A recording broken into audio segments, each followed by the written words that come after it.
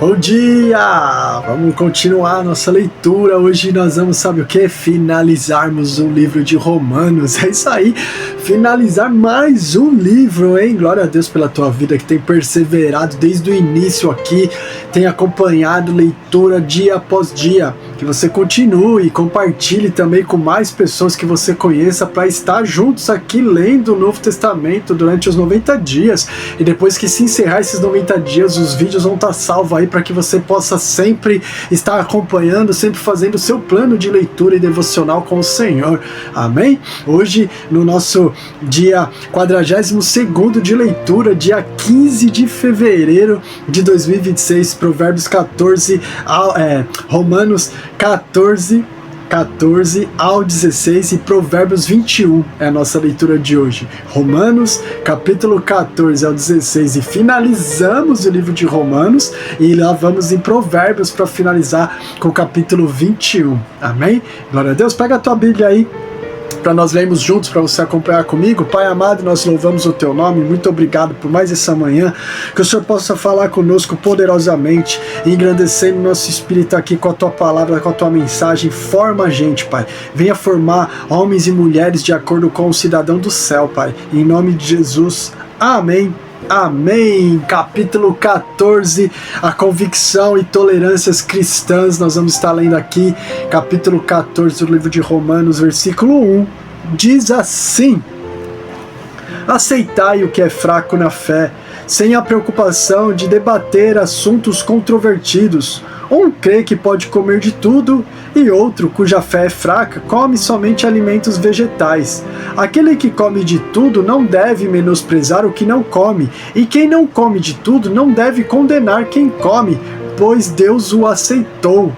Quem és tu que julgas o servo alheio? É para o seu Senhor que ele está em pé ou cai, e permanecerá em pé, porquanto o Senhor é capaz de o sustentar.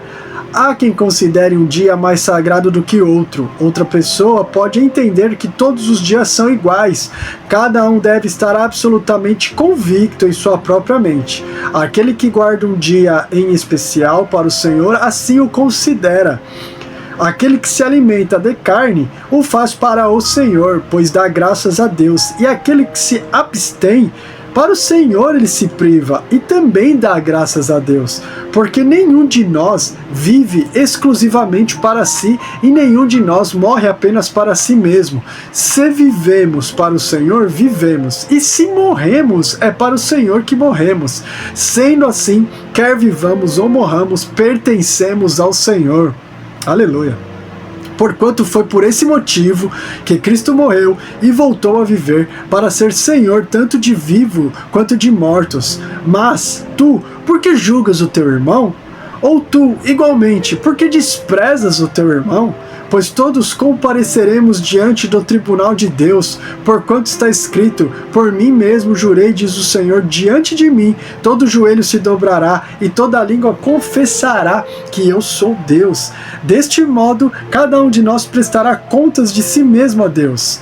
Portanto, abandonemos o costume de julgar uns aos outros. Em vez disso, apliquemos nossos corações e nos colocarmos qualquer pedra em não colocarmos qualquer pedra de tropeço ou obstáculo no caminho do irmão. Em vez disso, apliquemos nosso coração em não colocarmos qualquer pedra de tropeço ou obstáculo no caminho do irmão.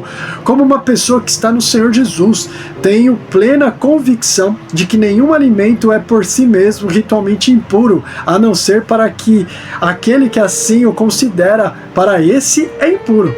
Se o teu irmão se entristece por causa do que tu comes, já não estás agindo por amor fraterno. Não destruas o teu irmão por conta da tua comida, pois Cristo morreu também por ele. Versículo 16. Aquilo que é bom para vós não se torne motivo de maledicência, porquanto o reino de Deus não é comida nem bebida, mas justiça, paz e alegria no Espírito Santo. Pois quem serve a Cristo dessa forma é agradável a Deus e estimado por todas as pessoas. Por isso, esforcemo-nos em promover tudo quanto conduz à paz e ao aperfeiçoamento mútuo. Não destruas a obra de Deus por causa de comida. Na verdade, todo alimento é puro, mas se torna um mal se alguém vir nisso um motivo de escândalo. É melhor não comer carne, nem beber vinho, nem fazer qualquer outra coisa que leve o seu irmão a tropeçar. Assim, seja qual for a sua doutrina a respeito destes assuntos, guarda-a com convicção entre ti mesmo e Deus. Bem-aventurado aquele que não se condena naquilo que aprova. Todavia, aquele que tem dúvida é condenado, se comer, pois não come com fé, e tudo que não provém da fé é pecado. Capítulo 15. Nós, que somos fortes, temos o dever de suportar as fraquezas dos fracos, em vez de agradar a nós mesmos. Portanto, cada um de nós deve agradar ao próximo, visando o que é bom para o aperfeiçoamento dele. Pois também Cristo não agradou a si próprio, mas como está escrito, os insultos daqueles que te ofenderam caíram sobre mim.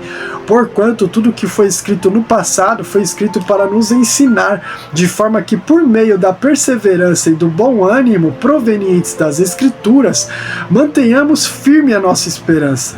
Que Deus, que nos concede perseverança e encorajamento, deles também a disposição de pensar unanimemente de acordo com Cristo Jesus, para que com uma mesma convicção e uma só voz glorifiqueis ao Deus e Pai de nosso Senhor Jesus Cristo. Portanto, acolhei-vos uns aos outros, como também Cristo nos aceitou para a glória de Deus. Afirmo, pois, que Cristo se tornou servo dos que são circuncisão, por amor à verdade de Deus, a fim de confirmar as promessas feitas aos patriarcas, e para que também os gentios glorifiquem a Deus por sua misericórdia, como está escrito, por isso eu te glorificarei entre os gentios e cantarei louvores ao teu nome, e diz ainda, alegrai-vos, gentios, juntamente com o seu povo, e mais, louvai ao Senhor todos os gentios, e louvem-no todos os povos. E Isaías, enfatizando, declara, brotará da raiz de Jessé aquele que se levantará para reinar sobre os gentios. Nele os gentios depositarão toda a sua esperança. Portanto, que o Deus da esperança vos abençoe plenamente com toda a alegria e paz, à medida da vossa fé nele, para que transbordeis de esperança pelo poder do Espírito Santo. Caro irmãos, eu estou pessoalmente convencido de que já estáis cheios de bondade e plenamente supridos de toda a sabedoria, sendo vós mesmos capazes de orientar-vos uns aos outros. Contudo, a respeito de alguns assuntos, vos escrevi com toda a franqueza, especialmente com a intenção de fazê-lo uma vez mais à vossa memória. E isso por causa da graça que Deus me concedeu, de ser um ministro de Cristo Jesus para os gentios, com o dever sacerdotal de proclamar o Evangelho de Deus, para que os gentios se tornem uma oferta aceitável a Deus, santificados pelo Espírito Santo. Que palavra abençoada, cara. Que palavra abençoada. Tenho, portanto, razão para me orgulhar no Messias Jesus, no serviço que presto a Deus, porque não ousaria falar de assunto algum, senão expressamente daquilo que Cristo tem realizado por meu intermédio em palavras e ações, com o objetivo de conduzir os gentios a obedecerem a Deus, pelo poder de sinais e maravilhas e por meio do poder do Espírito Santo, de modo que desde Jerusalém e arredores até Ilírico tenho proclamado plenamente o Evangelho de Cristo. Sempre fiz questão de pregar o Evangelho onde Cristo ainda não era conhecido, de forma que não estivesse edificando sobre um alicerce elaborado por outra pessoa. Entretanto, como está escrito, aqueles a quem não foi proclamado o verão, e os que ainda não haviam ouvido compreenderão. É por esse motivo que muitas vezes fui impedido de chegar até vós. Versículo 23. Contudo, agora não tenho mais o que me detenha nessas regiões e tenho já há muitos anos grande desejo de visitar-vos. Planejo fazê-lo quando for à Espanha. Espero visitá-los de passagem e por vós ser encaminhado à Espanha, logo após haver desfrutado um pouco da vossa comunhão. Nesse momento, todavia, eu estou rumando para Jerusalém a serviço dos santos. Porquanto pareceu bem às igrejas da Macedônia e da Acaia levantar uma oferta fraternal para os pobres dentre os santos de Jerusalém. Tiveram grande alegria nessa assistência, e de fato são devedores aos santos de Jerusalém. Pois, se os gentios participaram das bênçãos espirituais dos judeus, devem igualmente servir aos judeus com seus bens materiais. Assim, havendo concluído essa missão e me certificado de que receberam esse fruto, partirei para a Espanha, passando para visitá-los. E bem sei que quando for visitar-vos, irei sob a plenitude da bênção de Cristo. Rogo-vos, irmãos, por nosso Senhor Jesus e pelo amor do Espírito, que luteis juntamente comigo por meio das vossas orações a meu favor diante de Deus, para que eu me livre dos descrentes da Judéia e que a ministração que eu desejo realizar em Jerusalém seja bem recebida pelos santos, de maneira que pela vontade de Deus eu vos possa visitar com alegria e em vossa companhia desfrute de um período para recuperar as forças. Que o Deus de paz seja com todos vós. Amém. Glória a Deus. E finalizar agora com o capítulo 16 de Romanos, com as saudações e recomendações que o apóstolo Paulo nos trouxe, inspirada pelo Espírito de Deus, amém? Pelo Espírito Santo. Recomendo-vos a nossa irmã Febe, que é diaconisa na igreja de Sencreia. Peço que a recebais no Senhor de modo digno, como os santos devem ser recebidos, e a ajudeis em tudo o que venha a necessitar, porquanto ela tem prestado grande auxílio para muitas pessoas, inclusive para mim. Saudai Priscila e Áquila, meus colaboradores em Cristo Jesus. Eles arriscaram a vida por minha causa, e por isso eu lhes sou muito grato, e não somente eu, mas todas as igrejas dos gentios. Saudai igualmente a igreja que se reúne na casa dele. Saudai meu amado irmão Epêneto, que foi o primeiro convertido a Cristo nas províncias da Ásia. Saudai Maria, que trabalhou com todo empenho por vós. Saudai Andrônico e Júnias, meus parentes e companheiros de padecimento na prisão, os quais são dignos de louvor entre os apóstolos e estavam em Cristo antes mesmo de mim. Saudai Ampliato, meu dileto irmão no Senhor. Saudai Urbano, que é nosso cooperador em Cristo, assim como meu amado Stax. Saudai Apeles, aprovado em Cristo. Saudai o que pertencem à casa de Aristóbulo. Saudai Herodião, meu parente. Saudai os da casa de Narciso, que estão no Senhor. Saudai Trífena e Trifosa, mulheres que se dedicam arduamente ao trabalho no Senhor. Saudai a estimada Pérside, que igualmente empenhou-se com devoção à obra no Senhor. Saudai Rufo, eleito no Senhor, e sua mãe, que tem sido mãe para mim também. Saudai Ansícrito, Flegonte, Hermes, Pátrobas, Hermas e os irmãos que estão com ele. Saudai Filólogo, Júlia, Nereu e sua irmã, assim como Olimpas e todos os santos que com eles estão. Saudai uns aos outros com um beijo santo. Todas as igrejas de Cristo vos enviam fraternas saudações. Olha como o apóstolo Paulo honrava todas essas pessoas, homens e mulheres de Deus que estavam comprometidos com o Evangelho. Honrou, citou um a um, pediu para dar um grande beijo fraternal, um grande beijo santo, né, o ósculo santo, beijo no rosto, né, a todas as igrejas, enviando saudações para esse povo que tanto se dedicou para que hoje nós tivéssemos esse evangelho nas nossas mãos, hoje nós tivéssemos esses livros nas nossas mãos. Quanto esses homens e mulheres de Deus se dedicaram para que pudesse chegar essa mensagem a nós, e agora a peteca está na nossa mão, né? Quanto de nós vamos também nos dedicar como esses homens e mulheres se dedicaram para que a nova geração continue com essa palavra chegando até eles, recebendo a direção do Senhor, as revelações do Espírito Santo, né? Tá na nossa mão agora o cajado para a gente poder passar para essa geração. Versículo 17. Rogo-vos, queridos irmãos, que tomem muito cuidado com aqueles que causam divisões e levantam obstáculos à doutrina que aprendestes. Afastai-vos deles, porquanto essas pessoas não estão servindo a Cristo nosso Senhor, mas sim a seus próprios desejos, mediante palavras suaves de bajulação, enganam o coração dos incautos. Contudo, todos têm conhecimento da vossa obediência, por isso alegram-me sobremaneira. Entretanto, quero que sejais sábios em relação a tudo que é bom, mas puros quanto ao que tem aparência maligna. E, sem demora, o Deus da paz esmagará Satanás debaixo dos vossos pés. A graça de nosso Senhor Jesus e seja convosco. Timóteo, meu colaborador, enviai-vos saudações, bem como Lúcio, Jason e Sosipatro. Meus parentes, eu, Tércio, que redigi essa carta, também vos saúdo no Senhor. Gaio, cuja hospitalidade eu e toda a igreja desfrutamos, vos envia saudações.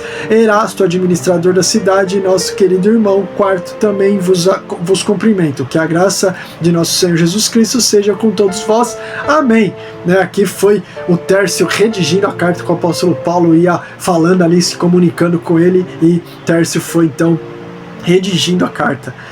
E ali, versículo 25, ora, aquele que tem o poder para vos confirmar pelo meu evangelho segundo a proclamação de Jesus Cristo, em conformidade com a revelação do mistério oculto nos tempos passados, porém agora revelado e trazido ao conhecimento pelas escrituras proféticas por ordem de Deus eterno, para que todas as nações, crendo, venham a obedecer a ele pela fé. Sim, ao único e sábio Deus seja dada a glória por intermédio de Jesus Cristo para todos sempre.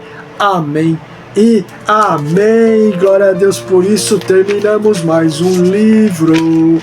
Terminamos o livro de Romanos. Glória a Deus pela tua vida, meu irmão e minha irmã, que tem ali perseverado. Vamos terminar aqui a nossa leitura com Provérbios capítulo 21.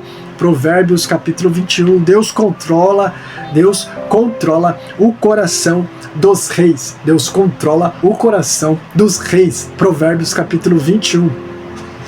O coração do rei é como um ribeiro de águas caudalosas nas mãos do Senhor. Este o inclina para onde deseja. Todo o caminho do homem é reto a seus próprios olhos, mas Yahvé, o Senhor, é quem julga suas motivações mais íntimas. Praticar o que é justo e certo é mais aceitável ao Senhor do que o oferecimento de sacrifícios. Olhar altivo, coração arrogante são os sinais mais claros da vida pecaminosa dos ímpios. Os projetos bem elaborados do homem trabalhador redundam em fartura, o desesperado acaba sempre na miséria. As riquezas conquistadas mediante língua mentirosa são ilusão passageira e cilada que pode levar à morte. A própria violência dos ímpios se encarregará de destruí-los porque se negam a fazer o que é certo. O culpado adiciona erros ao seu caminho tortuoso, no entanto, a conduta do inocente é reta. É melhor morar só, no fundo de um quintal, do que dentro de uma mansão com uma mulher murmuradora e briguenta. A alma do ímpio anseia por praticar o mal. Aos seus olhos, ninguém merece bondade. Quando um zombador é castigado, a pessoa inexperiente ganha sabedoria. Quando o sábio recebe instrução, obtém pleno conhecimento. O justo observa a atitude dos ímpios e os faz cair em desgraça. Quem fecha os ouvidos às súplicas dos pobres, um dia também clamará e não receberá qualquer resposta.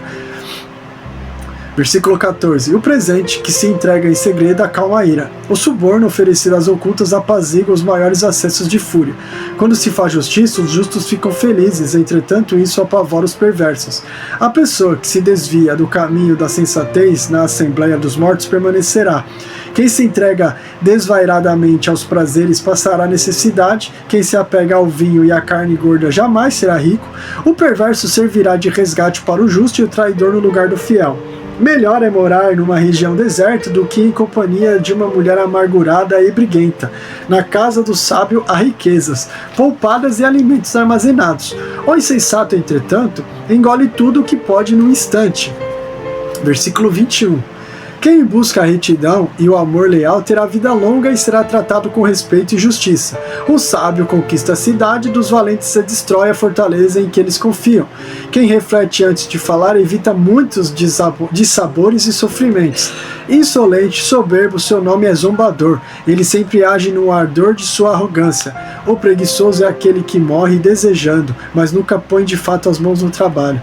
Os dias se passam e ele desejando mais e mais, enquanto o justo reparte sem parar o que granjeia. Os sacrifícios dos ímpios já por si são absolutamente inaceitáveis, tanto mais quando oferecidos com más intenções.